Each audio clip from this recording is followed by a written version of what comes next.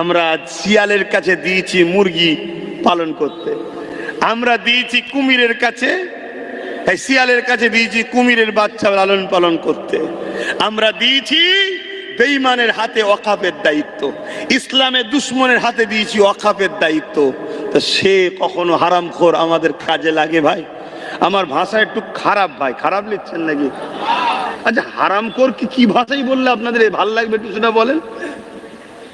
হ্যাঁ, মাদ্রাসার দুশ্মন, মসজিদের দুশ্মন, কোরআনের দুশ্মন, ইসলামের দুশ্মন, এ জাহান্নামের কুকুর বলাতে যদি আপনাদের খারাপ লাগে, তাহলে কি বললে আপনাদের ভালো লাগে বলুন, সেই ভাষাটা বলছি। বলবেন তো কি ভাষা ভাল লাগতে পারে? আপনাদের কারো অসুবিধা হচ্ছে আব্বাজানদের? তাহলে একটু চেপে চেপে আসতে লাগে নাকি?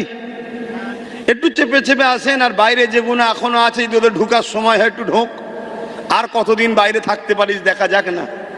হ্যাঁ, এখন মায়ের কবর দিবি সে জ্বালা, বাপের কবর দিবি সে জায়গা নেই। কি দুনিয়া এসে গেল।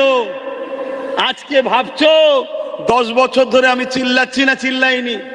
আর আমি এই চিল্লানোর জন্য আমার সাথে যারা ছিল তাদের উপরে কত অত্যাচার হয়েছে বলো তো, কত জুলুম হয়েছে, কত কেস দিয়েছে আমার সাথীগুলোকে।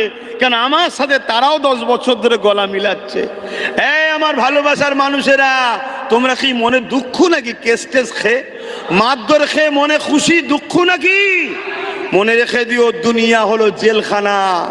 দুনিয়ায় মার খেচ্ছ, আখেরাতে কামিয়াবি হচ্ছে। আর যদি বলো দুনিয়ায় খাবো না, তাহলে আখেরাতের জন্য তৈরি হও। আখেরাতের প্রথম ঘাঁটি হলো কবর।